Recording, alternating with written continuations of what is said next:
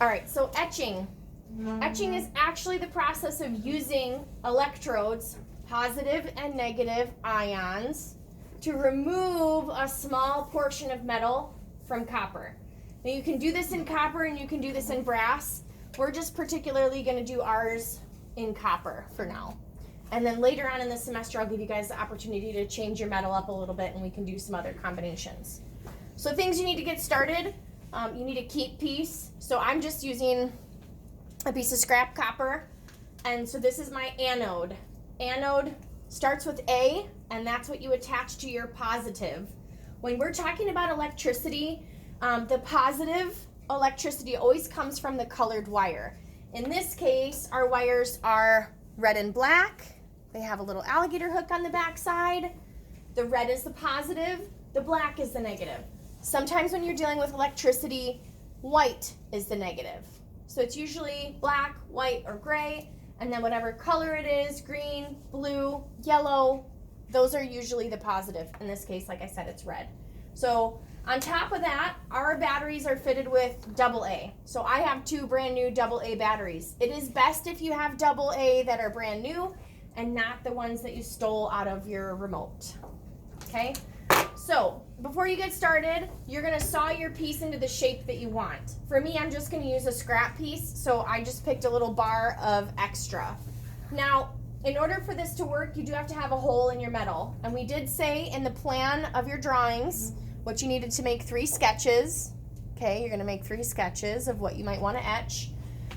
You can either plan to put the hole strategically into your project, or you can leave a little extra material there that you would saw off later. And the only purpose for that little extra material would be to hold that hole so we can actually attach our metal to etch it.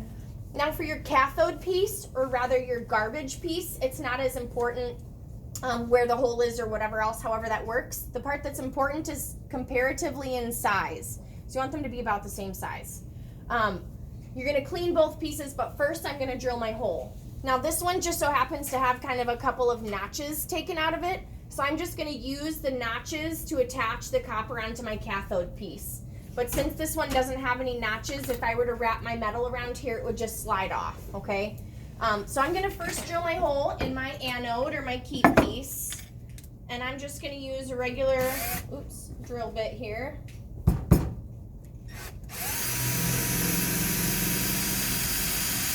And I would prefer if you guys let me drill for you, because some of you are going to be working on a fairly small piece of metal and I don't want that to catch in the bit and then tear a hole through your hand. So after you have your metal drilled, cut, sawed, all that stuff, you're actually going to skip the filing and sanding for now. So all you're doing is sawing it. It's going to be a pretty rough edge.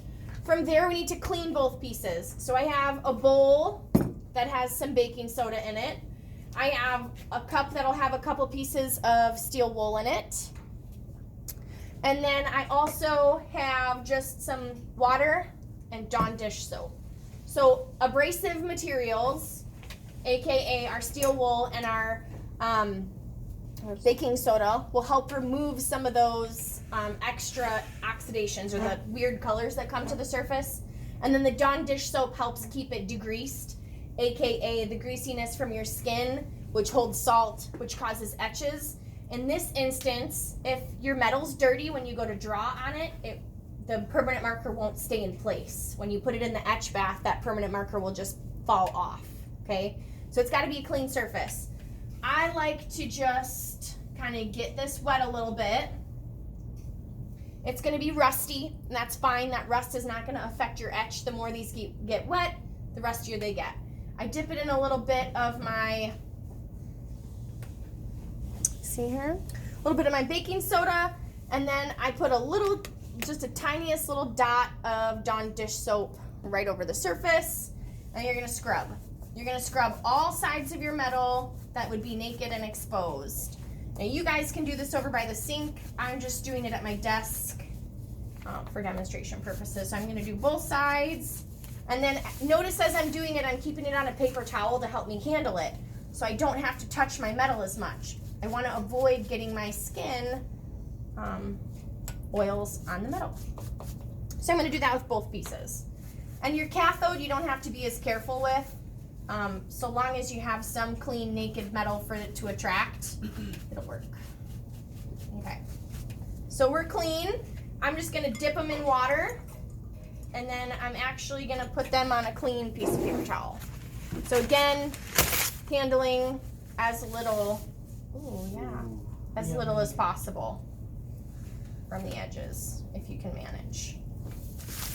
All right, keep your work area clean. Now, my cathode piece or my garbage piece, which will be attached to my negative or my black wire, I'm gonna set aside. This one here is the one I need to prep to go into the etch bath. Now, I etched mine earlier, and I'm gonna pass these around in 2 directions. I want you to look at the front and the back. So you have a few options as a block. Basically, a block means something that's gonna prevent the saltwater solution from eating away at your material. Duct tape usually works pretty well, except for kind of around the edges. If you have a bigger piece, I would say the duct tape is probably a better option, so you don't have to do as much coloring. I find that on the smaller pieces, if you're gonna etch, you're better off just using the permanent marker as a block. And so that would mean on the back side, or whichever side is the roughest of my metal, I'm gonna completely color it with Sharpie. And you don't want any like empty spots, so any streaks. So you do need to kind of pay really close attention, because if you leave any naked spots, those will etch. So first I'm gonna color my back side. Now, if you were to put this on a piece of, color my back side. If I were to put this on a piece of duct tape, basically you make a piece of duct tape big enough to accommodate your piece. And then you stick it on the back side without touching. And then you just kind of fold the extra duct tape over. Now, I don't care about this necessarily project, so I'm gonna go ahead and just cheat really quick and do the duct tape. Okay. I am going to just re-poke a hole where my duct tape is with my drill. You guys can just use a pin tool or a pencil. So this is kind of getting your metal ready to go. Does that make sense? Yes? Saw it, drill a hole in it, clean it, protect the parts that aren't going to be etched, either with duct tape or with permanent marker. Then you're gonna put your design on the front side. Now, something I skipped that you should do is you should color even the edge, that very fine, thin edge. Take the Sharpie to that, or try to get the duct tape to kind of roll over the edges. Then you're gonna draw your design on your metal. So just to prove that this works, I'm just gonna really quickly do a line. And I'll pull this out and you guys will be able to see it on Monday. I'm just doing a line pattern here. And then this piece is left naked. Then comes setting up your solution or your bath. So, salt water. We want a heavy saltwater solution, and we want hot water. Would you go run some hot water in that bowl for me? Or at least warm, to help dissolve the salt. And so I'm just gonna put a hefty amount of salt in my plastic container. You can use plastic or glass, it really doesn't matter. There's no science of how much salt you put in. We'll reuse these salt baths over and over and over again. They're gonna end up looking pretty yucky and brown. So this is the solution. Let me just unplug this. This is the solution that I etched in only for an hour. Now we can reuse that time and time and time again, but I wanted to show you from freshly started so that you guys would understand kind of the color concepts. Cool. So now I'm gonna fill this up with my water, and I'm gonna mix it. And the warmth of the water, or the heat in the water, will help dissolve the salt a little bit better.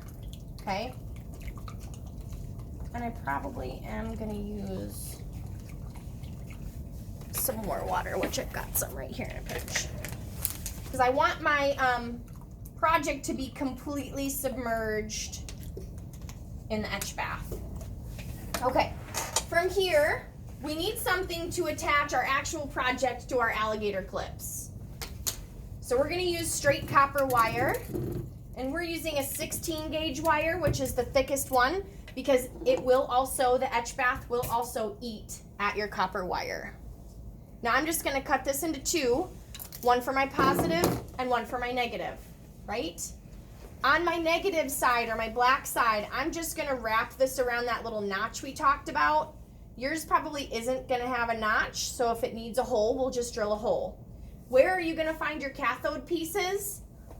Out of the scrap bin.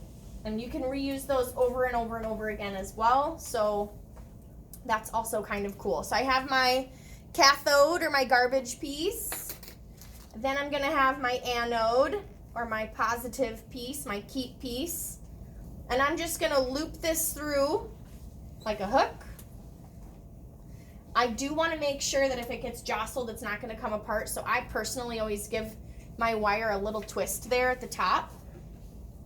And then the last part is just putting it in the salt bath, kind of letting it do its work. Now you wanna leave it in for at least 60 minutes, ideally. A little longer would be fine. I would say maximum would be an hour and a half. So you don't really want to go over that much. Otherwise your metal starts thinning too much. It just becomes so soft and brittle. And if it just so happens to leach through the back, then you're eating through double time. So however fast it's eating through the front, it's also then eating through the back if it becomes exposed, and your metal thins twice as quickly. Does that make sense? Cool stuff, right? So now I'm gonna take my anode and I'm gonna put it in my salt bath, and you want it completely submerged. And then I just kind of use this wire to help me get it into place. It kind of holds it against the container here. I'm gonna bend it a little further down. You can touch this solution. It really is truly just salt water. Then when you put your cathode in, you want it across, as close to directly across as possible to make the path of electricity seamless. So it's gonna go from negative, or from positive to negative, directly across. So I'm just gonna put this sucker in on this side. We'll actually take this out at the end of class and see how much we've etched. So I'm gonna try to start moving a little quicker here. And I just leave the little tails, you know, down around the edge here. Does that make sense? So I've got my anode piece attached with a wire, my cathode piece attached with a wire. The only thing that's missing is the electricity. I always put my batteries in first and make sure you have dry hands. Fun fact, the flat side of the battery goes towards the spring. One in. They almost always go opposite so that it's a circular current or a loop current. And then as soon as I attach these, just remember you need to attach black to your cathode or your garbage piece and red to your keep piece. You're gonna see immediately bubbles start coming off of the cathode. That means your etch bath is working. So I'm gonna do negative first. Make sure my pieces are both completely underwater. Then as soon as I clip this sucker on here, you guys can come up and kind of see the bubbles. Insane. Okay, so we're gonna let that sit for probably the next 40 minutes or so while you guys prep your metal if you're ready to start etching. And then at the end of class, I'll have you come back and I will show you what it looks like and how to finish it off. Would you get shot? Put your finger in there. I got one today.